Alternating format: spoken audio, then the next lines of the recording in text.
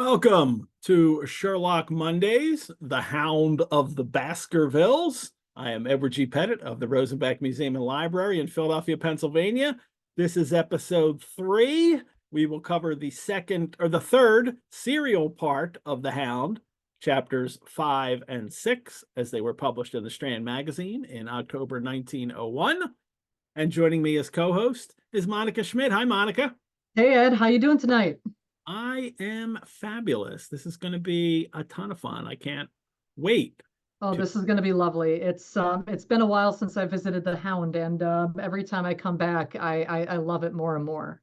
Yeah. It never disappoints. So Very much so. well, everyone, if you have questions during the episode, put them in the Q&A function of the Zoom interface. If you just put them in the chat, we might not see them.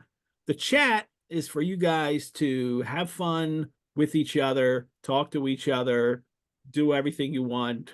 It's in the chat. It's not like you're interrupting me. So have fun, go for it. Have a blast. The show is being recorded, and I will share the link to the recording with all of you so you never miss an episode.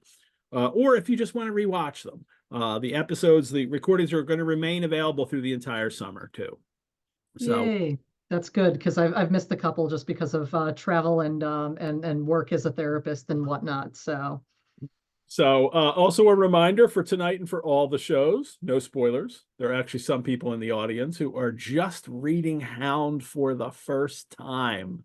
And as we are going to cover the novel, as it was originally published as a serial, we don't want to give away any of the mystery as it unfolds. So just like the readers of the Strand Magazine encountered it. So no spoilers in the chat as well. That doesn't mean I won't point things out, but I won't point things out and say like, oh, pay attention to this. This is going to come back. Like, I'm not going to do that. Okay. But clearly it'll be like clues are happening and Sherlock is noticing them, but I'm not going to point out anything that Doyle isn't directing us to notice.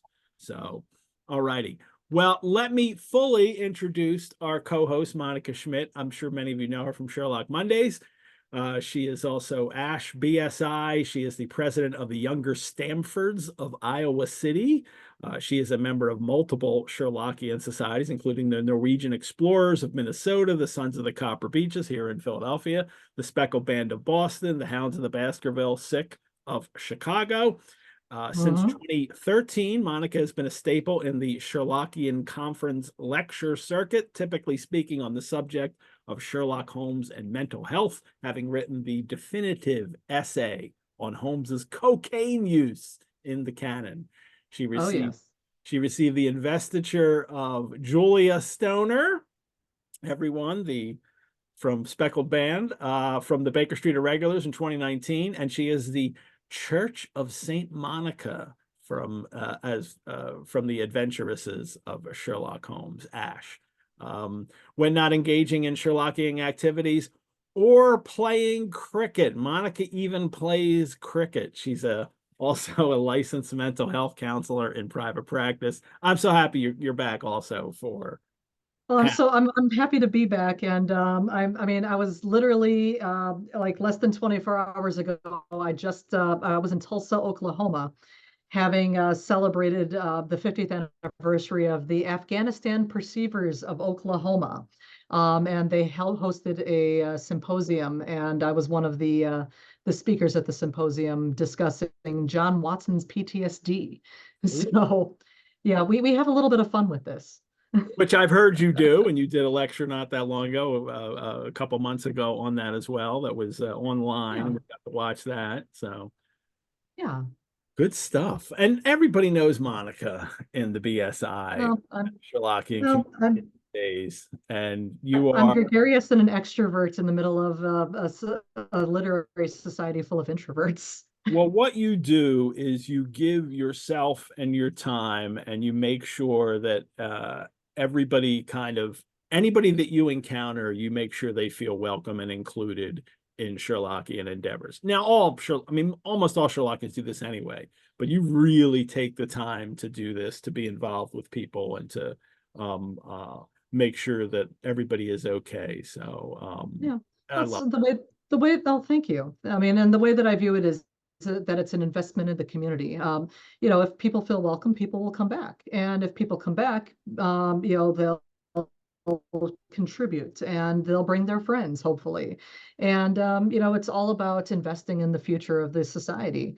Um, I'm 42, just shy of 43, and in this particular community, the on-running joke is that the average age of a Sherlockian tends to be retired, and so being one of the youthful members, I'm really invested in the idea of basically looking towards the future and bringing in people, regardless of age. There's looking towards the present to bring people in, and then basically building towards that future. So, it's all about making sure that people feel comfortable and included, and recognize that they have a place here. I think that age has gone so down in the last couple decades. Well, yeah, well, especially because of BBC Sherlock. Yeah. So lots more, fans who are, I mean, they're all ages. So we have all ages watching this show, which is really nice. It is fantastic. Can you remember, Monica, your first encounter with the Hound? Oh my gosh. So I'm not sure if I can remember specifically, but I mean, I imagine my first encounter with the Hound probably would have been 91, 92. So I would have been about 10 or 11. Christmas of 1991 is when my aunt gave me a copy of the Canon, the Doubleday edition for Christmas, and that was after I had discovered Jeremy Brett on Cable's A&E and also on PBS. Cable's A&E back in the day, before it kind of has shifted formats into something that's more like a reality TV, like Storage Wars and all that, used to actually be the PBS of the cable world. Yeah. And I mean, and I miss it. I mean, back in the day they had like A&E Monthly, and then it turned into Biography, and then it shifted again. And anyway, and in those glory days of the early 90s, it was the PBS of the cable world. And I had discovered Jeremy Brett and his version of Sherlock Holmes. And of course, one of the first episodes that I saw was the Red-Headed League, which then was immediately followed by in the sequence of events with that series, Brett series, followed by the final problem. And then all of you a think sudden maybe I was gonna say, do you think maybe you may have saw Brett's Hound first? well, I don't know Before you if I read it? saw Brett's Hound first, because the Brett's Hound I think came after Final Yeah. Problem. Yeah. But what I saw is I saw that and I was so distraught that Sherlock Holmes had died in the Final Problem that I begged and begged. Or my aunt mentioned that there I was crying, and my aunt mentioned that there were books, and it's like, oh wait, what? There's books? And so then I begged for them for Christmas and got them. So it might have been simultaneously because I Christmas between Christmas and New Year's. So when I was on Christmas break from school, I totally devoured the canon. And so it might have been like simultaneously where I read the story and then came across Brett's the Hound. But I mean, it would have been within months of each other, I'm sure. But Without I was just struck by how amazing like this really amazing Gothic storytelling was. How without very spoilers. atmospheric it is. Without spoilers. Yes, without spoiling. Like the impact No spoilers. what do you think? I Well, mean, yeah. why is Hound so significant? Well, again, minus the spoilers. I mean, I think what it comes down to is that it is a Sherlock Holmes story that stands alone. And it's, again, kind of a gothic horror genre. And so it's spooky. It's kind of, a little scary. It's a good introduction to the character if you've never been It is. introduced to the character before. So it's like, you can, everything that you need to know about Sherlock Holmes and who he is as a character is contained in the first few chapters Yeah. of the book. And you're able to kind of see what he does as a detective. And then when you start encountering kind of a we'll just say, I mean, and this is not a spoiler since we've already been introduced to the legend of the Hound by this point. But when you get introduced to something like a potentially supernatural, kind of, foe or villain, if you will, or force, Yeah. to be reckoned with, I mean, one of the things that I love is that the time and time again, and as the movies have shown, there's that's like a winning combination. Sherlock Holmes meets something supernatural and then working towards solving the mystery surrounding that or debunking it. Yeah. This is actually the whole basis of the first Robert Downey Jr. Sherlock Holmes movie, which was fun and exciting and entertaining. Well, we had the first serial part is, the I mean, reintroduction to Sherlock. Then Doyle goes out of his way to really, remind readers and new readers too at the time, because Mhm. it had not been published for 8 years. Yeah. And also we get the curse and how the Oh, Hound is yes. this supernatural curse on this family. I feel like part two, then we get Holmes's reaction to that and pointing Mhm. out all of the very non-supernatural things going on, like somebody's Mhm. following Sir Henry and they have to, chase him away. So now in this Yeah. part today, I think we get both. I think we get one chapter of Holmes reminding us, or Doyle playing up there's some human agency at work here, and Yep. then we get introduced to the landscape. And Exactly. And the landscape in and of itself, yeah, I think, becomes a character. oh yeah. I mean, I think it's extraordinarily important. And, that's, I think I can say that without going into additional spoiler realm. So, All right. Well, when last we met, someone was following Sir Henry, yes. and then Holmes is going to get him, and he sees him, and he gives him the slip. And Watson Mhm. and Holmes are going to enjoy themselves in a Bond Street portrait gallery until they meet with Sir Henry Baskerville and Dr. Yes. Mortimer. So this issue, as all of them, begins with an illustration. And this illustration is the beginning of the is when they're riding in the carriage on the way to Baskerville Hall. I'm going to hit that illustration when we get to it in the story. Um, Chapter 5 is Three Broken Threads. Sherlock Holmes had, in a very remarkable degree, the power of detaching his mind at will. For 2 hours, the strange business Mhm. in which we had been involved appeared to be forgotten, and he was entirely absorbed in the pictures of the modern Belgian masters. He would talk of nothing but art, of which he had the crudest ideas from our leaving the gallery until we found ourselves at the Northumberland Hotel. Um, According to Watson, Sherlock has the crudest of ideas about modern art. I guess because it's modern masters. Yeah, modern Belgian masters.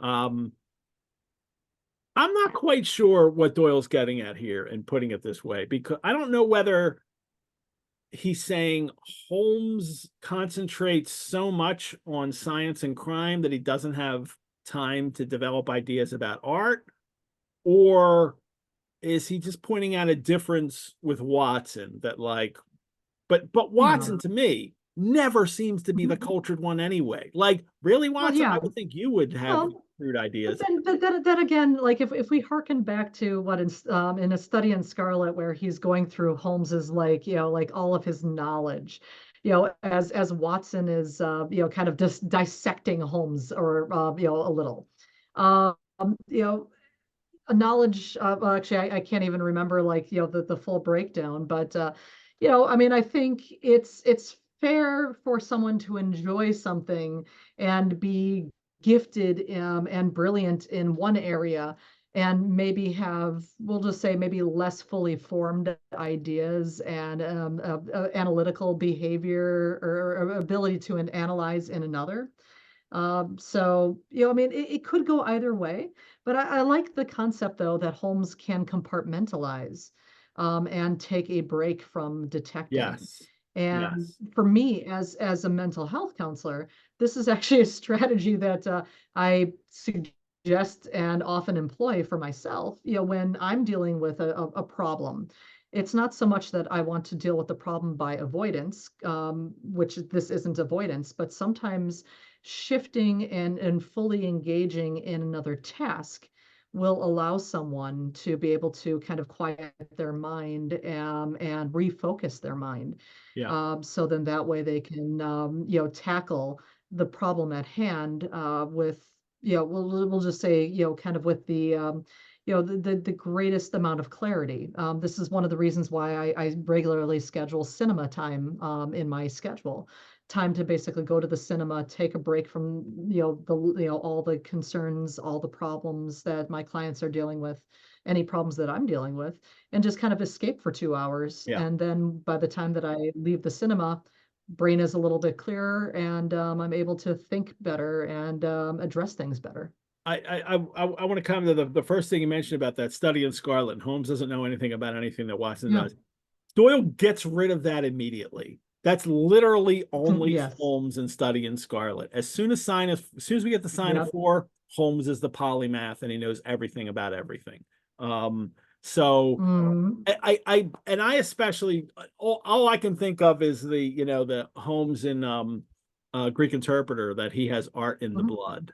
Ah, yes. That Well, he is, because he's from artists, and of course we've talked about that then and at mm-hmm. other times, how creatively he approaches his criminal investigations, and using his and taking clues and using his imaginations to build up hypotheses of what happened. Mm-hmm. That he is very artistic in the way he approaches this stuff. Mm-hmm. So in the end, I'm coming up with, it's just this interesting little Watson taking a dig at Holmes Mm-hmm. when Watson's always the one that doesn't know. And here he's given a little dig because this is what he believes. So, um, well, they head to the hotel to meet Baskerville and Mortimer. Holmes stops in and gets information about the other guests, and he does it by misdirection. Oh, And he's yes. done this before, even as early as Sign of Four, when he intentionally gives the wrong descriptions about the steam launch Aurora to the captain's wife, so he can find out exactly what it is. And this is what Yeah. he talks about these. Oh, this person is this whoever, and he's like, oh no, it's this person. So he finds out who is there. That's a Um, strategy that I use with my clients frequently. yeah. Oh yeah. Well, no, I mean, well, Well, it's, but and that it's a yeah. strategy is what I like to point out. Yeah. Yeah, and that's the kind of the key is that it is a strategy. It's basically, asking somebody for clarification. If you ask somebody a question directly, they can answer yes or no. It's very closed. If you ask them, isn't that guy? Or doesn't, I believe he looks like this, and then that gives them that opportunity to clarify, because most times people will, um, add additional detail beyond no, that's not the guy. Um, They Kevin Norris has a question, but I think it becomes spoilery, so I'm not going to answer it, Kevin. Sorry. I think my answer will be spoiled. I think there's no way to answer that without being spoilery. So they well, anyway, what he also gets to this, thank you. What he also Mhm. gets from this is that he realizes that the follower or followers, he doesn't, Mhm. of Sir Yep. Henry are not at the hotel. So Mhm. then that means that they don't want to be seen. Why don't they want Yeah. to be seen? And he winds up not answering that right here, but it's they clearly he would recognize them in some way. So Yeah. they have to conceal their identity. Yeah. I mean, if they're a perfect stranger, then, they can, walk among us and not be known. But if there's somebody who, might be recognizable later or might be encountered later, I mean, there's reason for, we'll just say kind of obscuring, and not being out in the open. Well, here's the Sir Henry comes on now, and he is furious. Um, Mm. uh, his face is flushed with anger. And he has a much broader and more Western dialect when Oh, he's I love acting. this part. I like that he sounds more American when he's, and it's American because we know that like he went to America and then he was farming in Canada. But even later in this serial part, it's mentioned that he has the American, accent is what he has. Oh, and he writes with it. Yeah. So he's angry because now his old boot is missing. So first one of his new boots went missing. Now his old boot is missing. And let me tell you, he says, they're gonna monkey with the wrong man. um, Oh, oh, man. No, the American temper. yeah. And the fact that his accent becomes very American when he's, Oh, yes. so it's that kind of this is your true voice, right? So it's like when I Yep. drink, I sound way more Philadelphian than I sound Philadelphian anyway, but the accent really gets heavy when the barriers are When down. when I drink the Wisconsin so comes out, I get very oofda all of a Yeah. sudden. But that's actually that's a very kind of like cool thing that that is done in this chapter.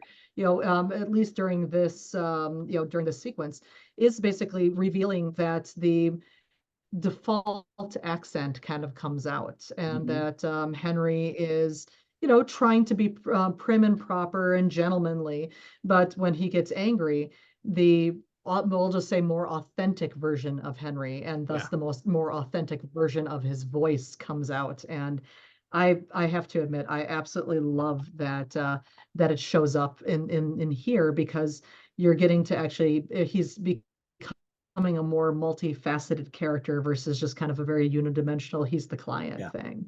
Monica asks in the chat, which I just was able to see because it's up. He's Canadian though, isn't he? But he's but it's stressed twice that he's American as well. Like it's more like broadly American, even though he farmed in Canada. I think we have this huge separation between accents. I kind of Mhm. think that Doyle doesn't really get that there's a difference between Canadian and American accents. Well, Um, there's that, but also maybe there, depending well, and I'm on sure what there part of, was. But well, I'm about to Bill or my husband and I are going to be vacationing in Calgary in July, and Calgary is kind of known as the Texas of Canada. That's where the world's largest rodeo, yeah. Calgary Stampede is. And so, I will report back as to whether or not the Canadians up there will have a little bit of a drawl. They well,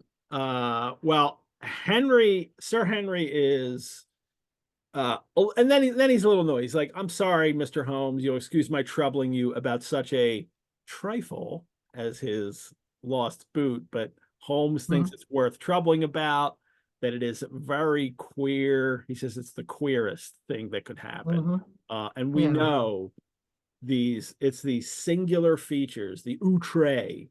That's what Yes. interests Holmes the most, and it's often what leads him to figuring out his solutions. Is that's where he starts with the odd Mhm. things that are going on. Such as you're being followed. Exactly. That's not good, and I'll investigate that. That's a thread that I have. But the really weird things, that's what's most important to Holmes, always in the stories. Well, yeah, it's the insignificant things that tend to matter, Yeah. And he tells or at least Henry the that it things that. is a Oh, go ahead. complex and important case. Of all the 500 cases of capital importance which I have handled, there is one which cuts so deep. Um, I'm sorry. When taken in conjunction with your uncle's death, I am not sure that of all the 500 cases of capital importance which I have handled, there is one which Mhm. cuts so deep. We hold several threads in our hands, and the odds are that one or other of them guides us to the truth. Ah, yes. The old following the thread metaphor for Well, yeah. people that might not know, this is actually it's a classical allusion. It's to the myth of Theseus in the Hmm. maze, and his ball of thread that ball of string that he uses, that he lets go, and then he could follow his way out. Hmm. And Monica, do you know what the name, what you call a ball of thread or string? It is a skein. Yes, and then for Study in Scarlet, we have that there's the scarlet thread of murder running through the Yes. colorless skein of life, and our duty is to unravel it and isolate it and expose every inch of it. And I believe the original title was A Tangled Skein. Yes, it was a tangled skein, was that story. There is also a term used for a Mhm. ball of thread that we don't use anymore. It is called a clue.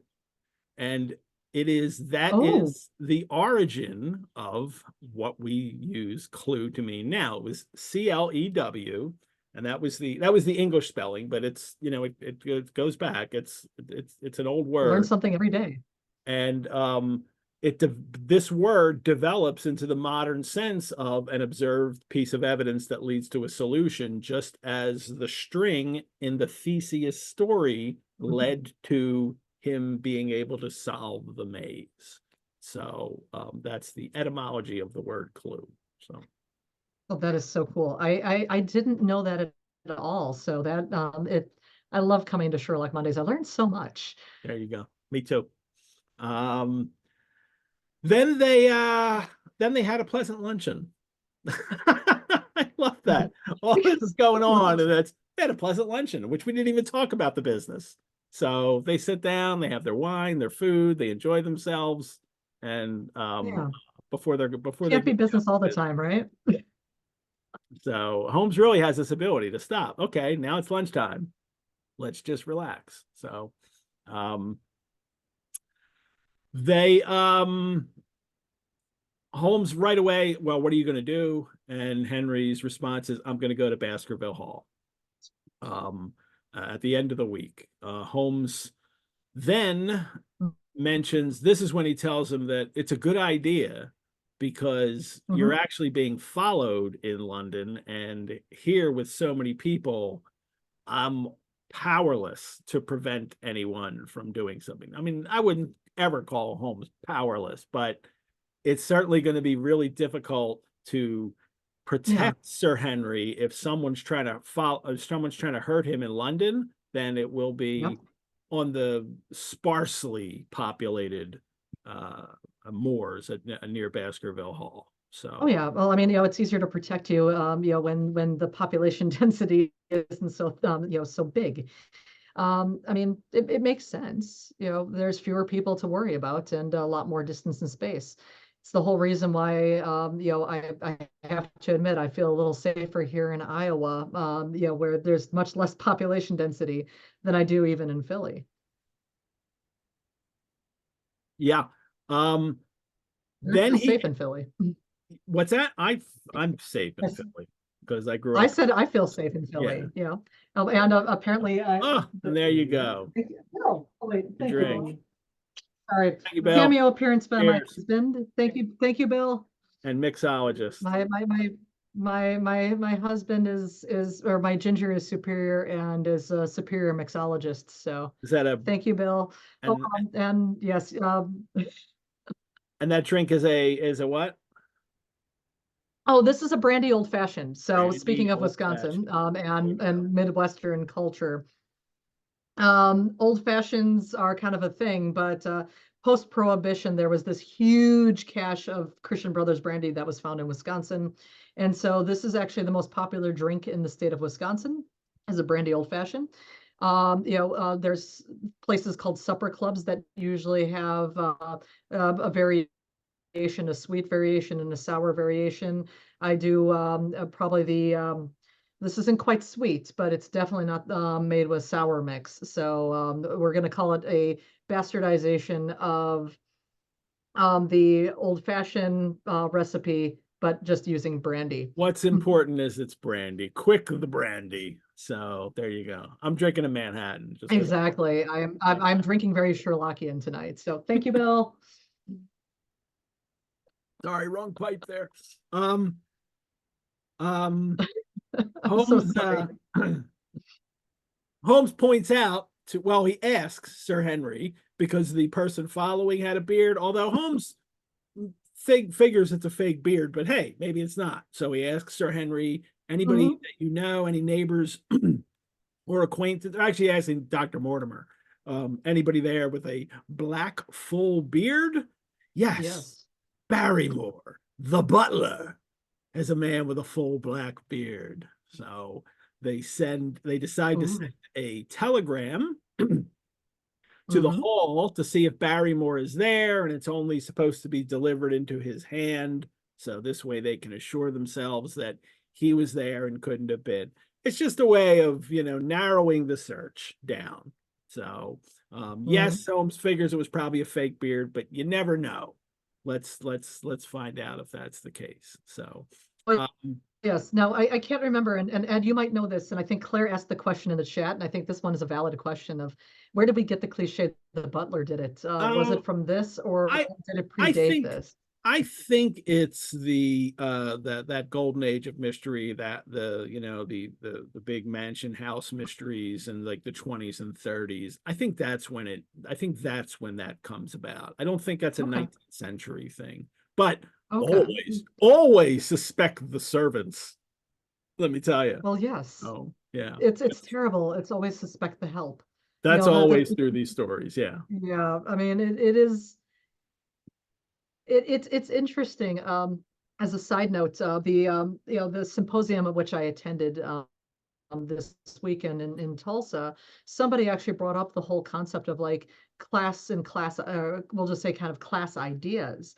And, basically how many of the help, so to speak, the unnamed servant or the servants are unnamed, that they just kind of go and I mean, like they don't even warrant like names, let alone, like anything other than just like a maid walked by. And so, it's really interesting that we always suspect the help, which might be kind of inherently classist, but I don't know. It was an interesting discussion, to say the least. I think it can be classist, but it's also logical to I mean Well, yeah. to at least rule out the people that have access to everything, that they Oh, could be the ones absolutely. doing this. So, well, And they can come and go. We'll just say, yeah, they can come and go without being observed because nobody pays attention to the servants.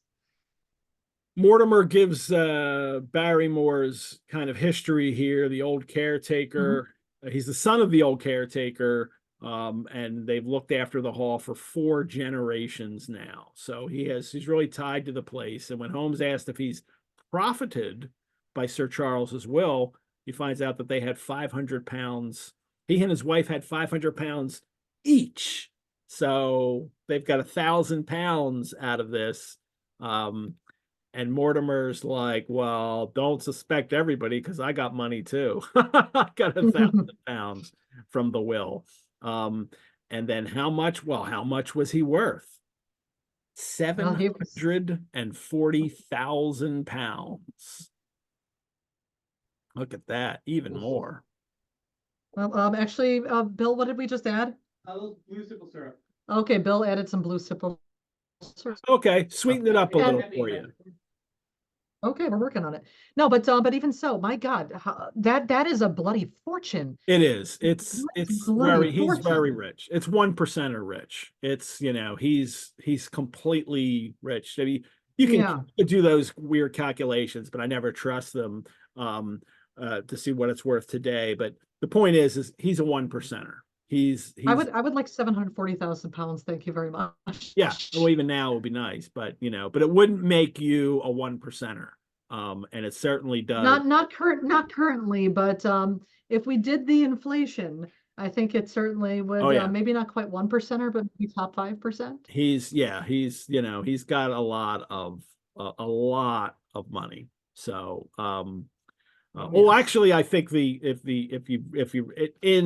you take everything into account, it would make you a 1%er now if you had his life, because you've got the giant estate, you've got this fortune that can easily maintain it, Yeah. and that's how much he is worth. There was a now Holmes is like getting like a list of suspects is what he's doing here, really. Oh, Barrymore, yeah. Mortimer, how about you? And now if there's anybody, and the estate itself is close to 1 million. So the total value Yeah. of the estate. Yeah, Sir Charles Baskerville is no slouch. Yeah.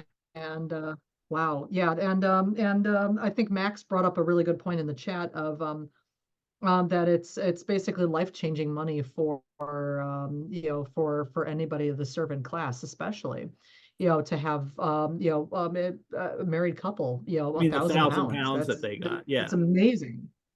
I mean, that's life-changing. They we find out that there is the only other heir. Well, the heir after Sir Henry is an elderly clergyman, James Desmond. Hmm. He even refused to take any money from the will already. But he would be heir to the estate, because Hmm. the estate is entailed. Hmm. Those of you may remember from your Jane Austen reading and Pride and Prejudice, an entailed estate makes sure that the property doesn't get broken up, and so it's most frequently, if not always, goes to a male descendant. And it's actually different from the money, because the money, he could go to someone else, and the estate, someone else could then take over Baskerville Hall. But both Sir Hmm. Charles and now Henry too mentions that that they should stay together, that the person who gets Yeah, the estate should get the money. yeah. Well, he hasn't made up a will. Have you made your will, Sir Henry? Ooh, what a question. Oh, yes. But because that's how serious it is, and Holmes needs him to know that he needs to take it that seriously. Um, Yeah. uh, well, he then says, "Okay, so you're going to Baskerville Hall. You must take with you someone, a trusty man who will always be by your side. Ah, Who yes. will be And he always by thinks, your side." he thinks Mortimer is going to suffice, but what? Mortimer's a doctor. He's Like, got is his own Mortimer going to be able practice, to actually his be own by his wife. side? He's not going to be there with you. Yeah, So he yeah, needs to send a trusty man with him to be by his side. Well, can you come, Holmes? And then Holmes says, no, he's too busy. Constant appeals from many quarters. I can't be absent from London for an indefinite time. One of the most revered names in England is being besmirched by a blackmailer, and only I can stop a disastrous scandal. ah, yes. I won't mention a future story about a blackmailer, but there's one. Oh, that's one of my They favorites. they're he is told, it's rare that Holmes would say, "Yeah, I can't go," but then he trumps it for us, and Holmes laid his hand upon my arm, Mrs. Watson. "If my friend," Holmes says, "would undertake it, there is no man who is better worth having at your side when you are in a tight place. No one can say so more confidently than I." Um, that is, the kind of praise that must Mhm. really melt Watson's heart. Well, I mean, when you have somebody, who is as brilliant and fantastic and famous, and Yeah, as Sherlock Holmes basically saying, this is your man, that this is the man I trust with my life, therefore you should as well. yeah. I mean, it feels, I'm sure it feels pretty darn good for Watson to be able to basically just like you feel that praise. And it's a reestablishment again of the relationship between these Hmm. two individuals, Yeah. perhaps for audience who has forgotten how close they are after 8 years of not having a Sherlock Holmes story, or for new readers to really let them know that Exactly. this is how Holmes feels about Watson. Um, the proposition took Watson completely by surprise. He's like, "What, me?" Mhm. But of course, the promise of adventure had always a fascination for me, and I was complimented by the words of Holmes and by the eagerness with which the baronet hailed me as a companion. Sir Henry's like, "Oh yeah, cool. Come with me, Dr. Watson." And it's always Oh, Dr. Watson. They're not, because we're not in a unfamiliar we're not in a familiar age. So it's even yes. Holmes and Watson. It's not John and Sherlock. They Yep. just use their last names. And for someone not as close, it's the Dr. Watson. But he's he's going to, Sir Henry's very happy that Yeah. Watson is going to go with him. Yeah.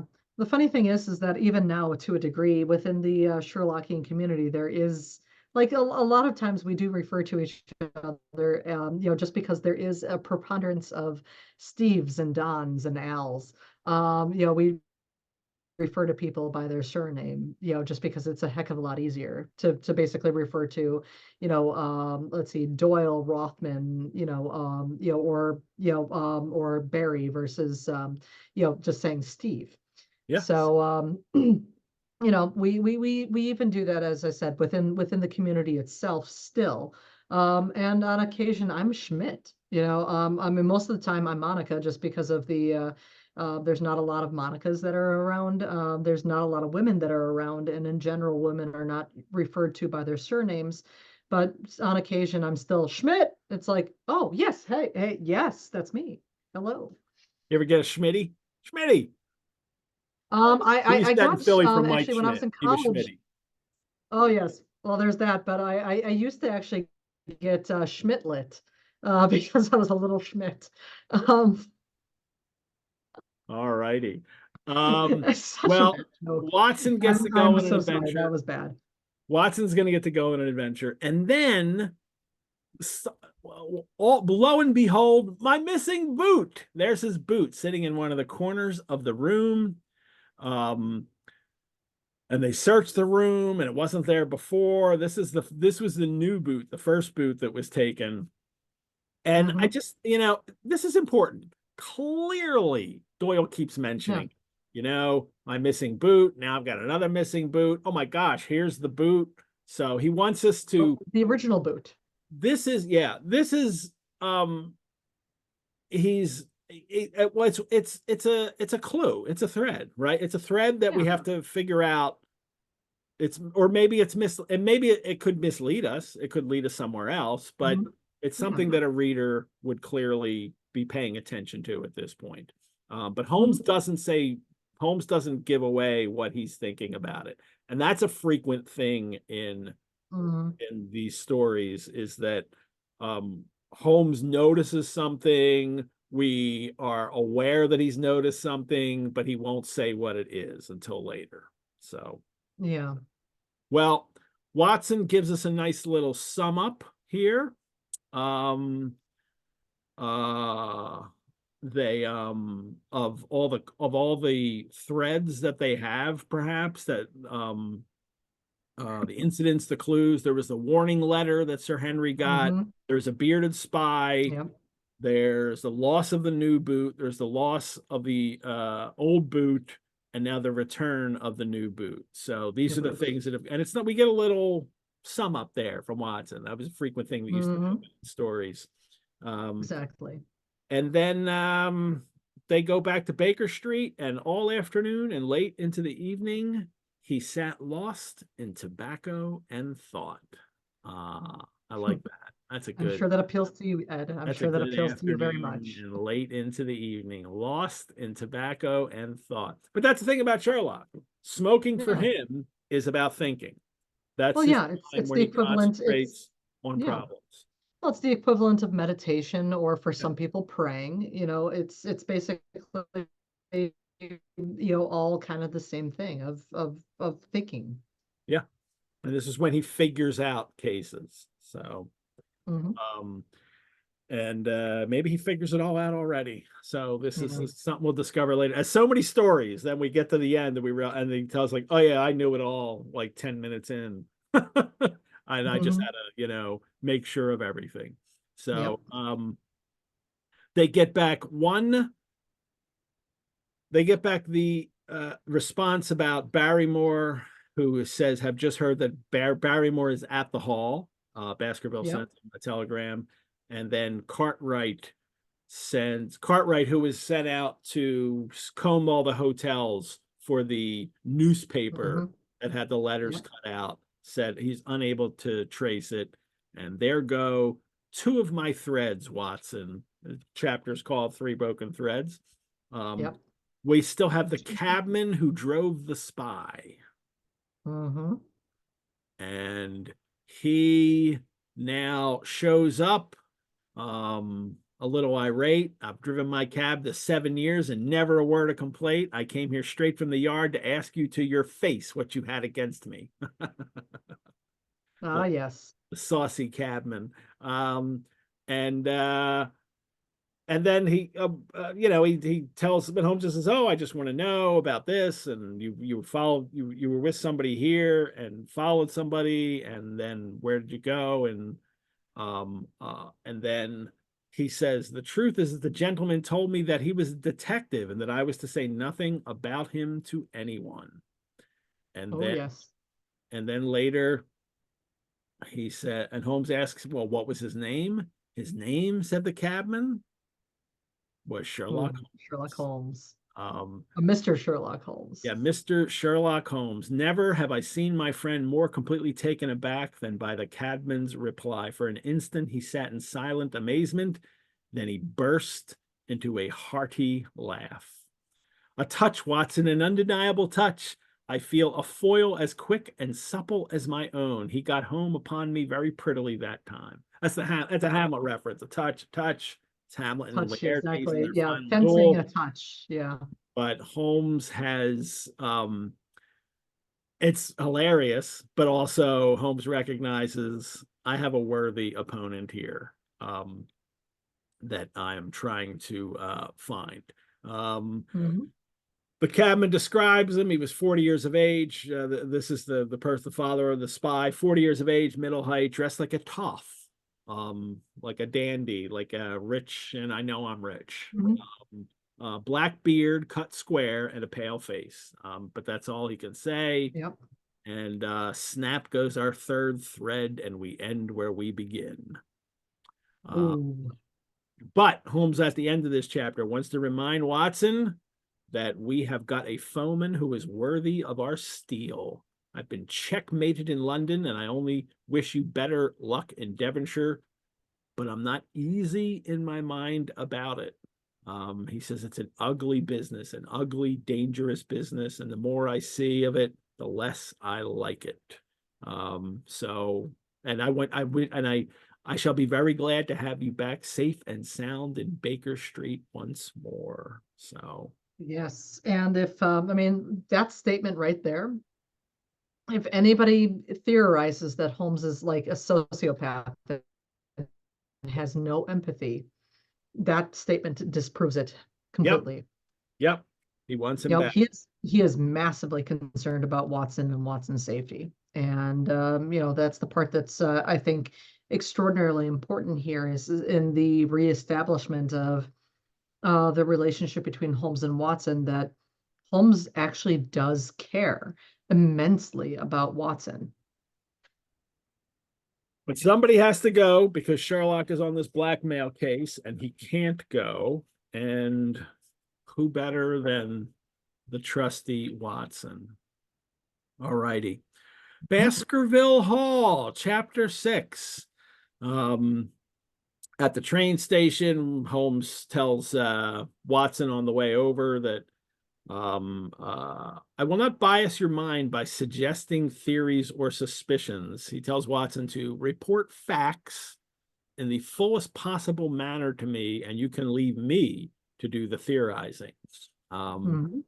Which is a good, it's if Watson comes up with theories, then clearly that'll affect what he reports on. That'll affect in how he's looking at things too. Yep. And Holmes doesn't want Yep. him to do any of that. You just look and report to me what you see. Don't try to figure anything out.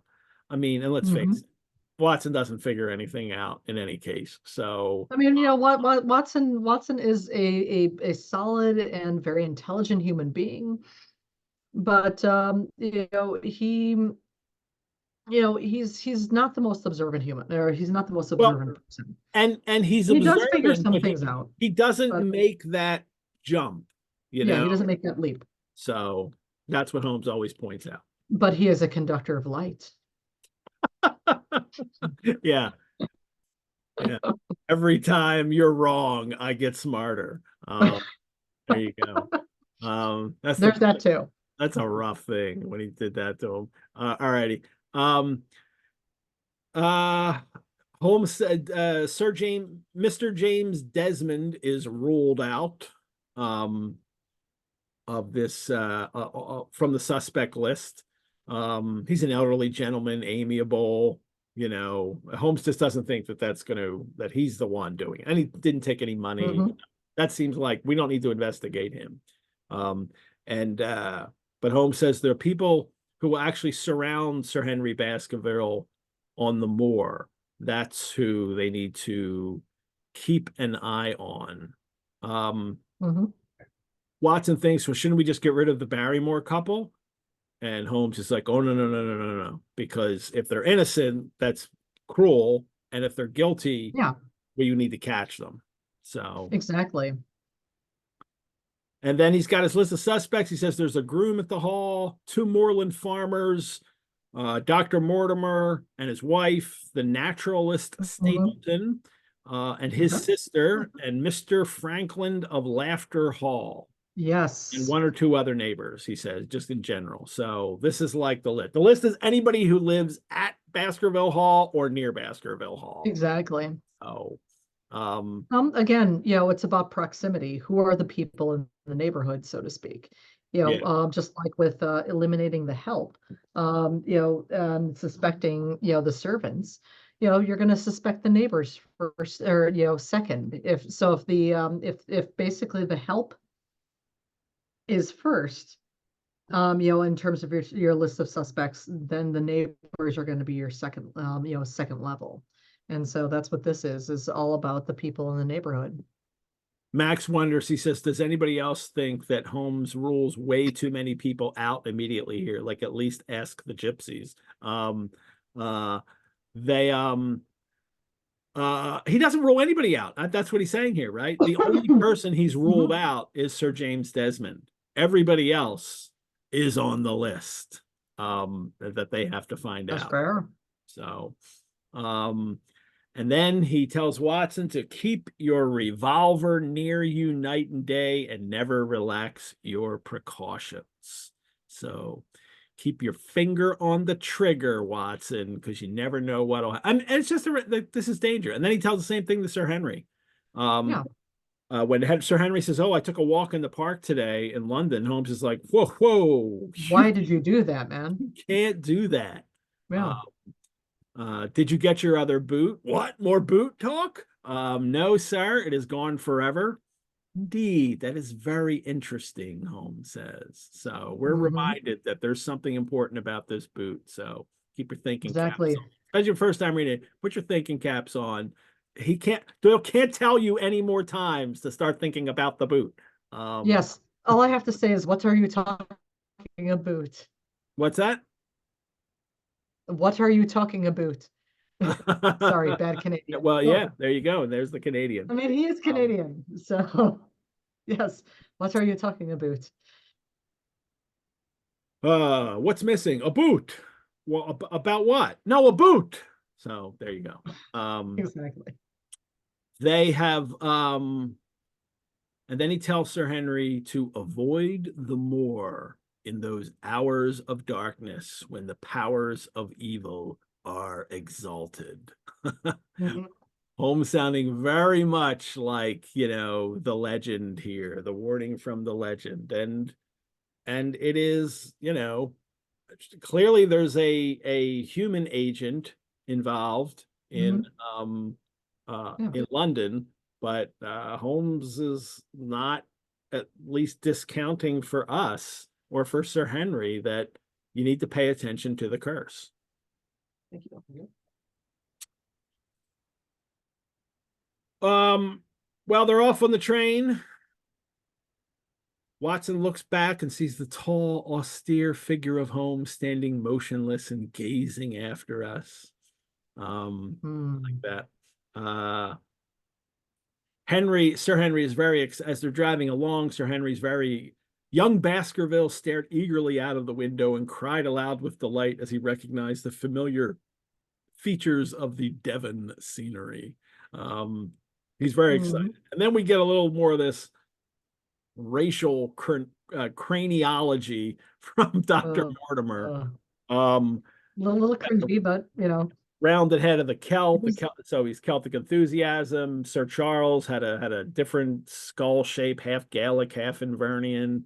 But what it is for me, Monica, is another reminder of something we talked about in the first, something that's hitting both serial parts now three. This reminder of ancestral connections and atavism. Ancestral connections, but also like the prevailing kind of criminal theories of those days by Cesare Lombroso, and the whole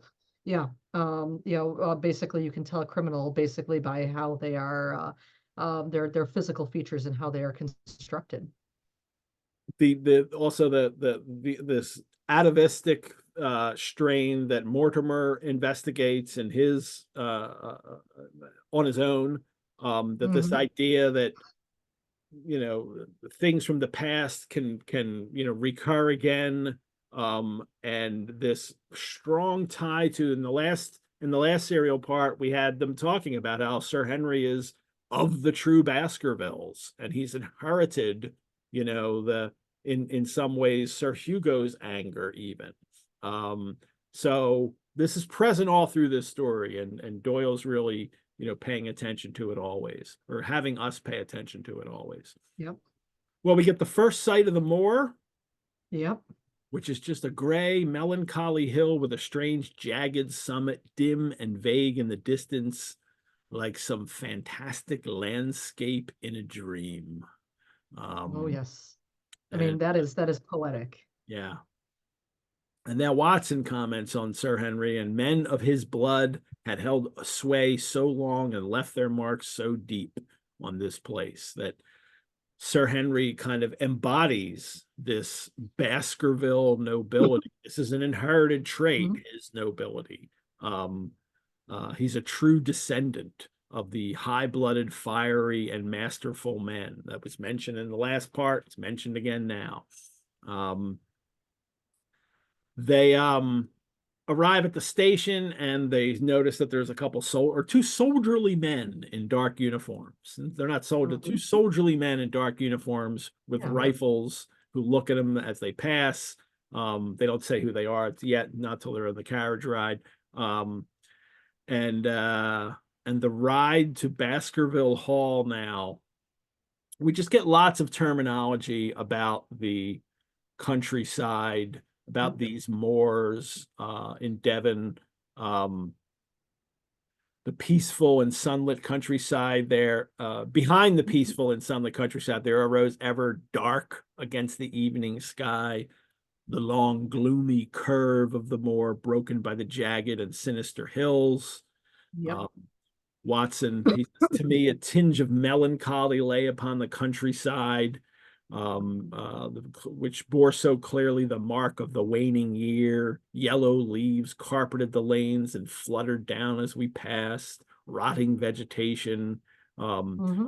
Nature was throwing before the carriage of the returning heir of the Baskervilles, this kind of, so Watson immediately sees the landscape as melancholic. They see another now they see a mounted soldier with a rifle, and this is when their carriage driver tells them that there is a convict escaped from Princetown, sir. Oh yes. And he is Selden the Notting Hill murderer, and even the chance of £5 if you give information to capture is not worth getting your throat cut. Yep. Watson points out that he remembers this murderer. Notting Hill, everyone, it's a section in London.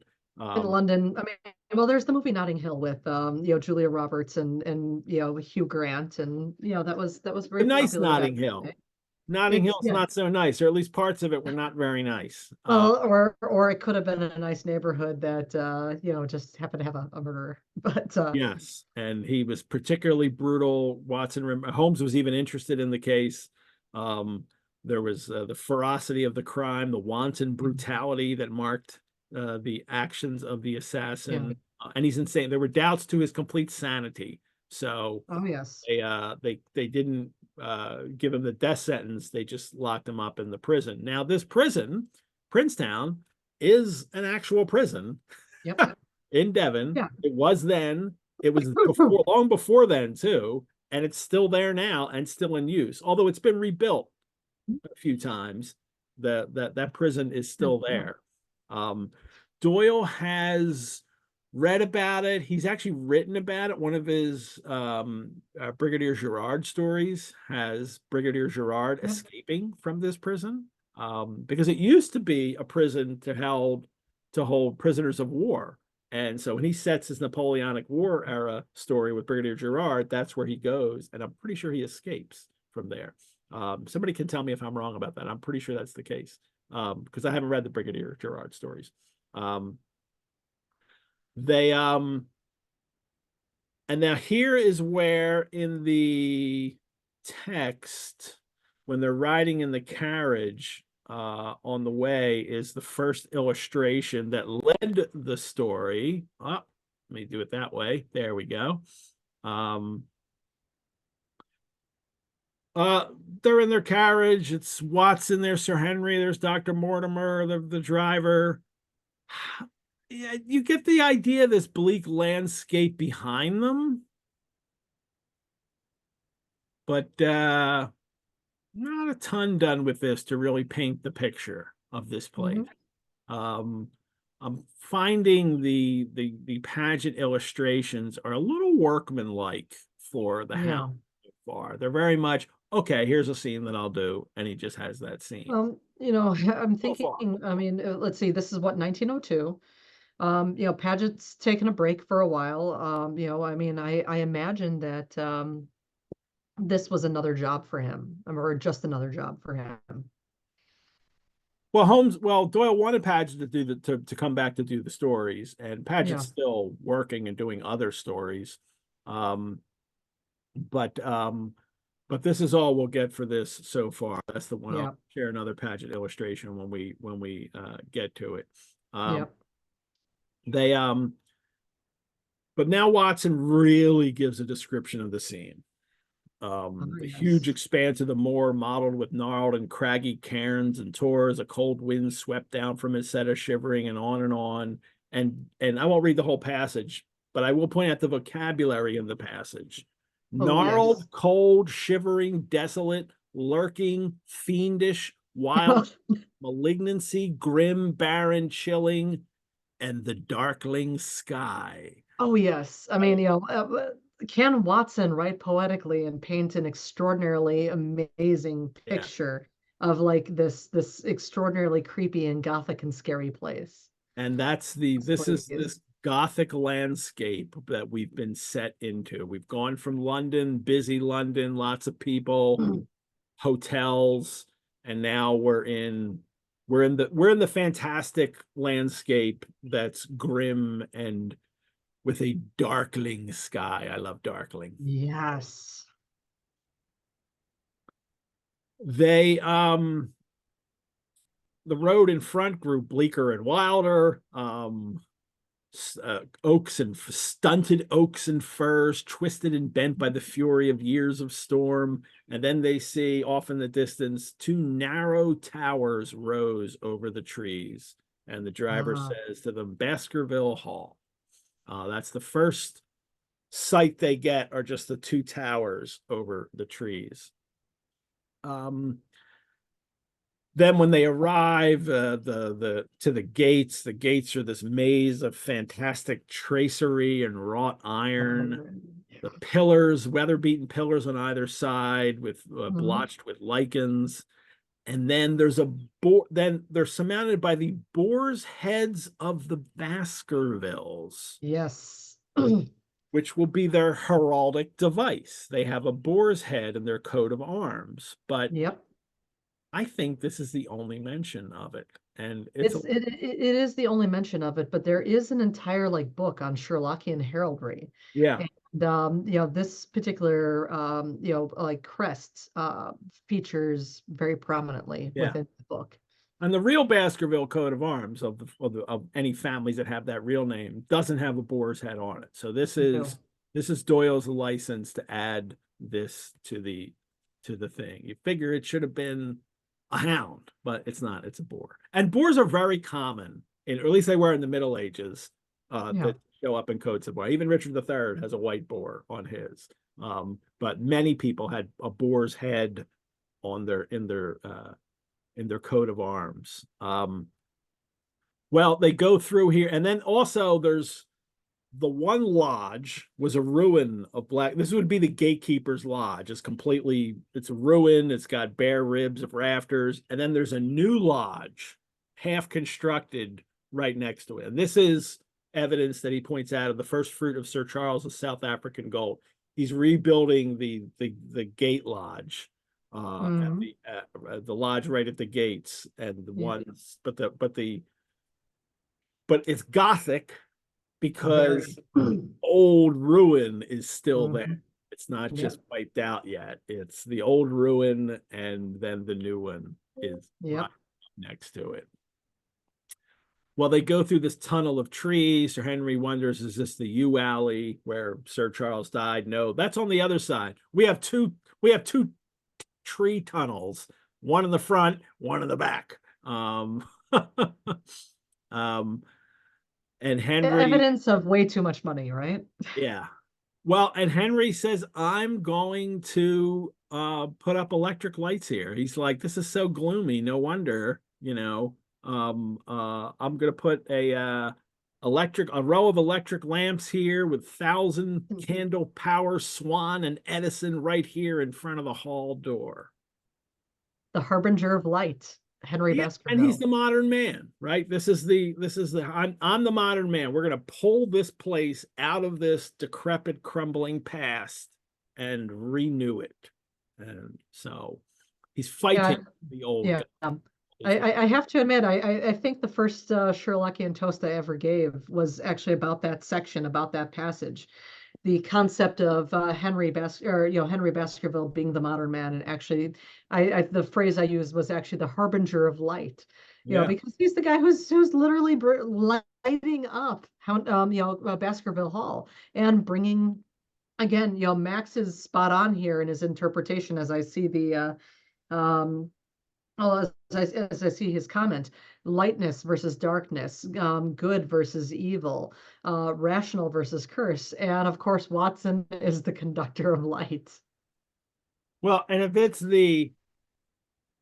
is the good versus evil comparison here, then good is aligned with modern technology, advancement of civilization. That's where the good exactly. Past is what you need to escape from.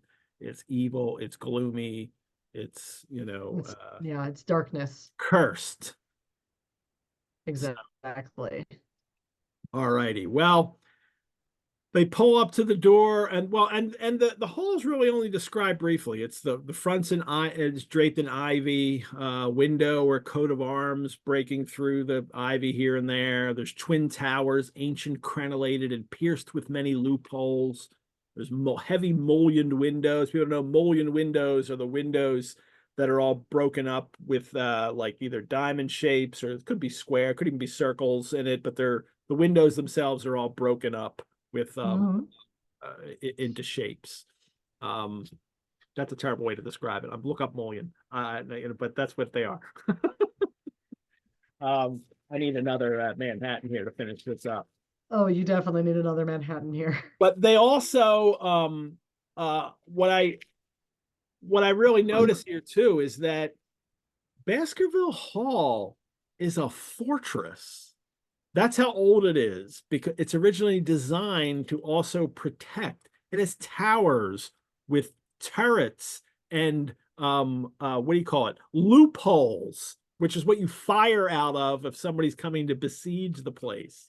So originally, and then maybe the house is starting to be built around it, but at least the towers suggest to us that this began as a kind of fortress of some kind. As a fortress, as a kind of castle to protect people.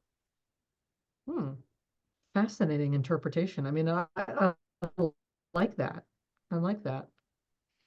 Well, welcome, Sir Henry. Welcome to Baskerville Hall. As as Barrymore comes out to greet him, and I'll share this image here from that Paget has done of that. There they are. Here's Mrs. Barrymore behind. Here's Barrymore with his beard. Looks like he's just got a beard, no mustache. So he's got one of those beards with no mustache. At least in the picture. We'll see later, people. Pictures, Barrymore and his wife change. At least she does. So it doesn't seem that Paget didn't have descriptions of them yet. But this is how he's pictured them first. But it's just very simple. You just get a very simple idea of the place that they're going into. Does look more castle than house, than mansion, with all this stonework and these little heads on these carvings into the walls. You can see the mullioned windows here. This is the entry, and it's very lit inside, and it's a lot of shadows in the picture. So it's a shadowy place that he's coming to. Shadowy, very dark, castle. very shadowy. I want to live there. So, my God, Come here. Gesundheit. I'd live in a place like that in a heartbeat, man. I would live in a place like that, except for my dust allergy. I can imagine that a place like that would be dusty as heck, and I would be miserable.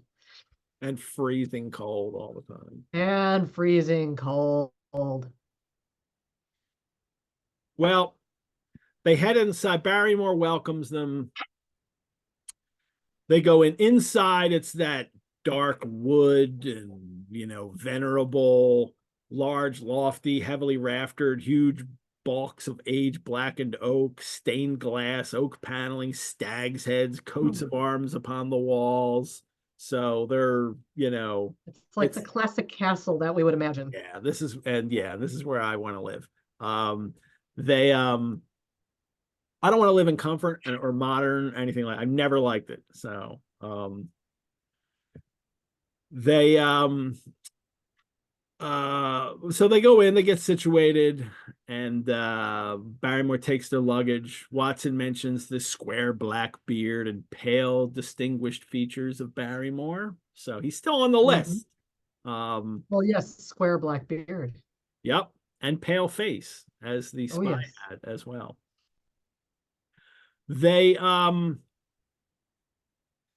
and then he tells him, though, Barrymore, that he tells Sir Henry immediately that we will stay until you have made your fresh arrangements, that you're going to leave. And he says, yeah, whenever it's convenient.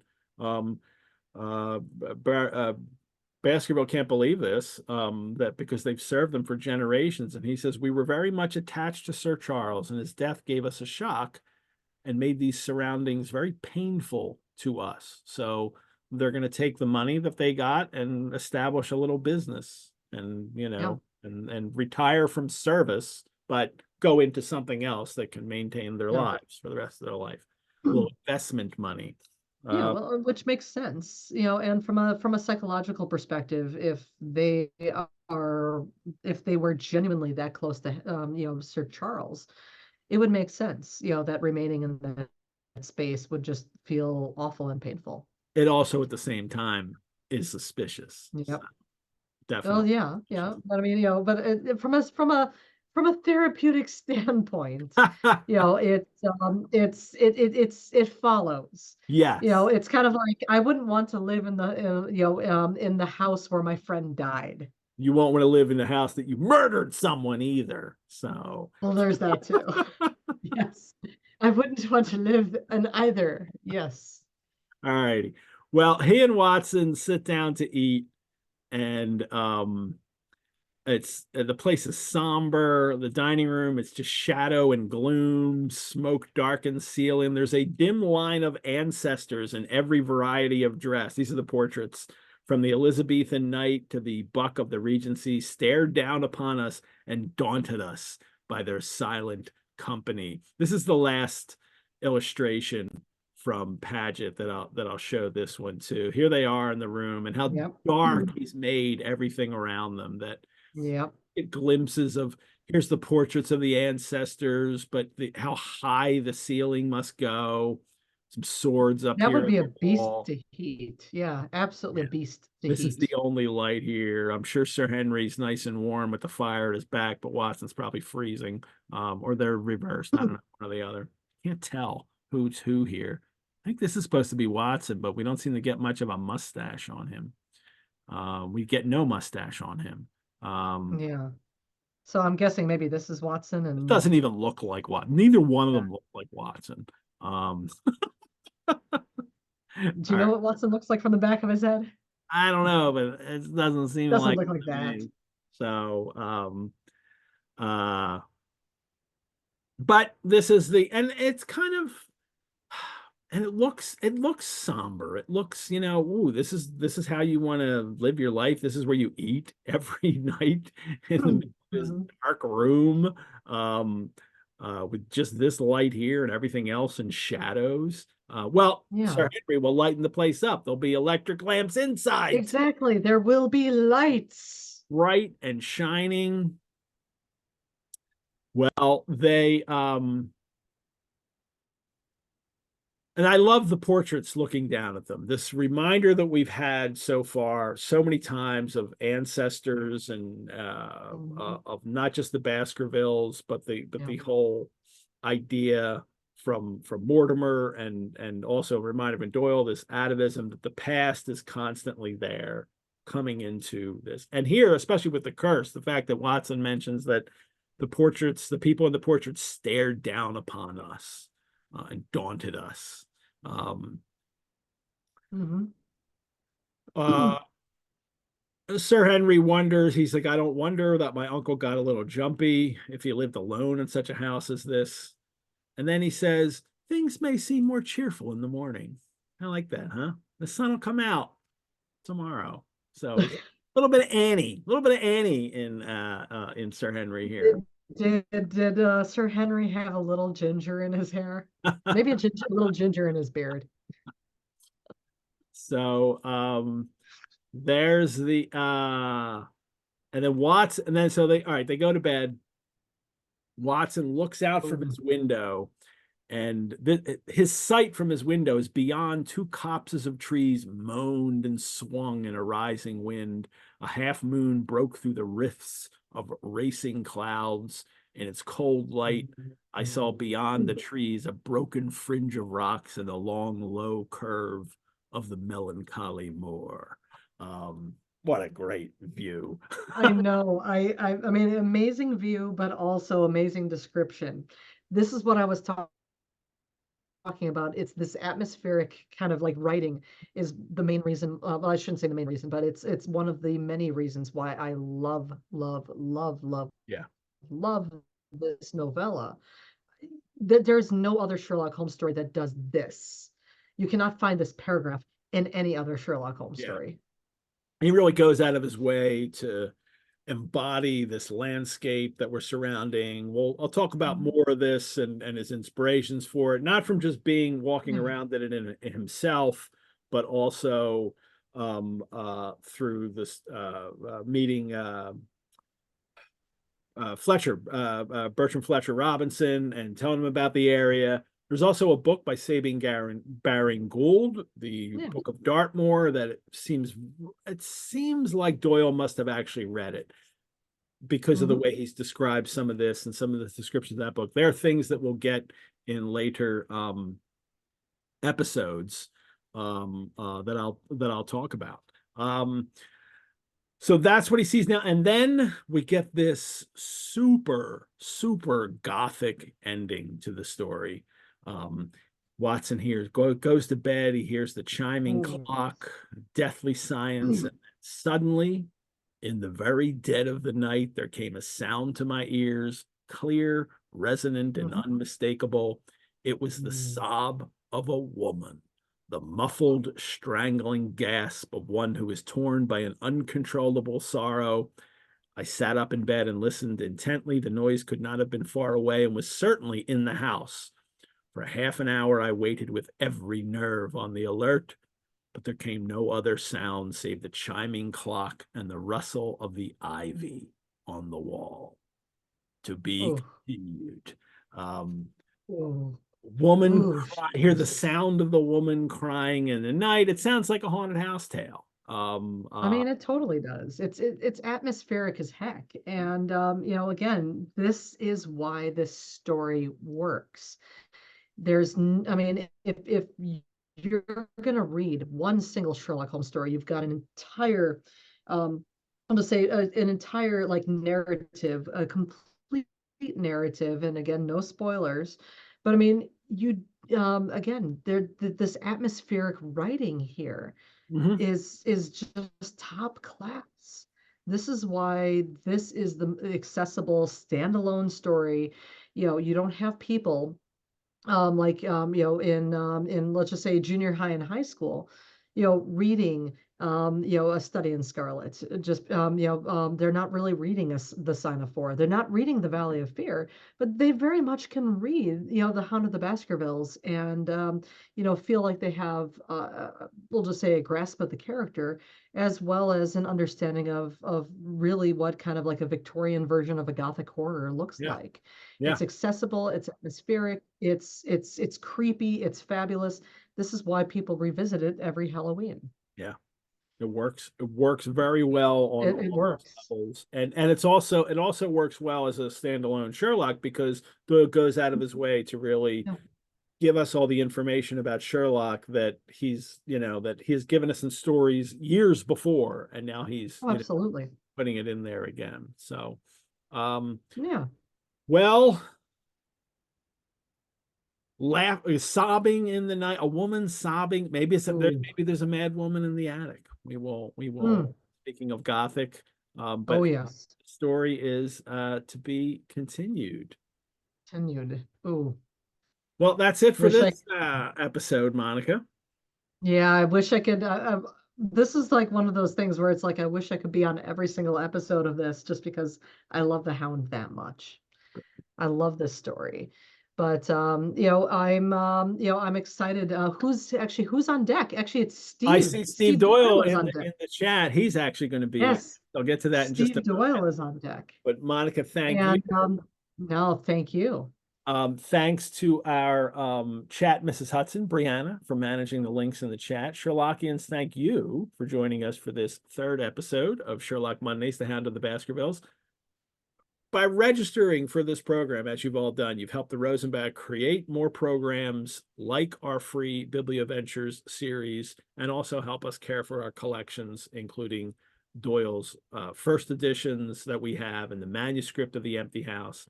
If you would like to make a further donation or become a member, if you're not a member yet, you can do so at our website, rosenbach.org. Your generosity will be greatly appreciated.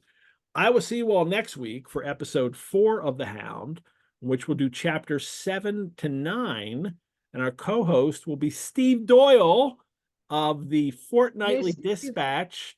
He's also the publisher of the Baker Street Journal, and Steve is Yes, you know, co-publisher of Wessex brilliantly Press. erudite Yeah, about Sherlock, and it'll be great to have him on the Hound show. But those chapters Steve is 7 lovely. we're actually covering 2 serial parts. It's the November and Hmm. because in November 1891 there was 2 chapters as we've had going on, Yep. and then in December it was just a 1 chapter that was a little longer. So we're going to combine those and do 3 chapters in one. The PDF, there's a facsimile PDF that I put together from that I pulled off of Google Books. I think it was University of Michigan's copies of the Strand that were digitized on Hmm. Google Books, and I've broken it up for little facsimiles for you. That's on the Sherlock Mondays homepage at rosenbach.org. I'll see you all. Bye. See you, Monica. This was wonderful. Take care, Ed. It's good to see you again. All right, everyone. I am Edward G. Pettit of the Rosenbach Museum and Library, where the game is a book. Bye-bye, everyone. Good night.